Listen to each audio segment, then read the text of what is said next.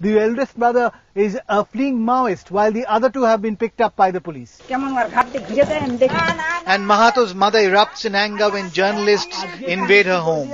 She threatens to break their cameras. She alleges that the police are maligning her son as an extortionist.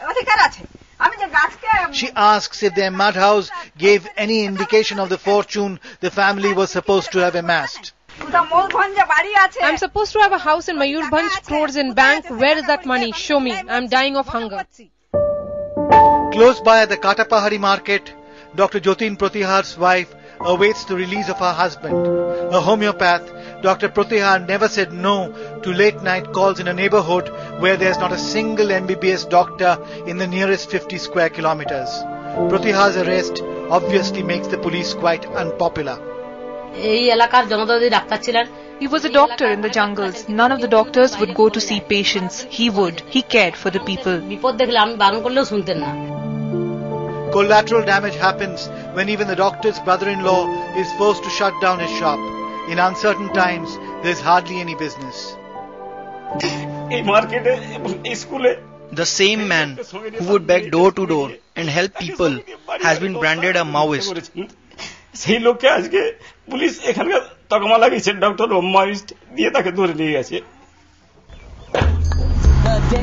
And the police hunt for Maoists take them almost everywhere in Lalgarh. In Dumohini, this woman complains her husband was picked up by the police for no reason whatsoever.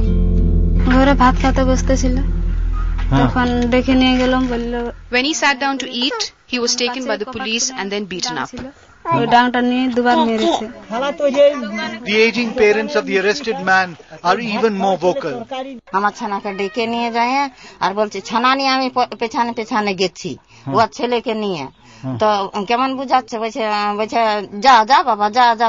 took my son to the police station. I tried to follow him, but the policeman told me, "Go home, we'll send your son back in some time."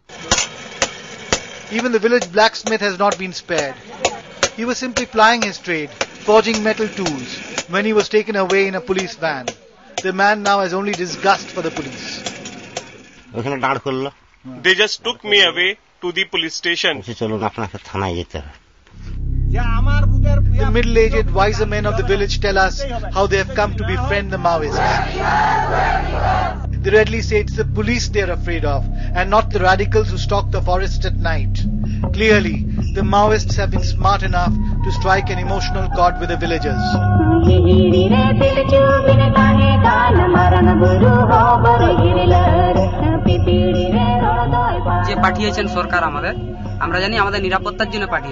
We think that police is here to protect us, but they get drunk and beat us up. The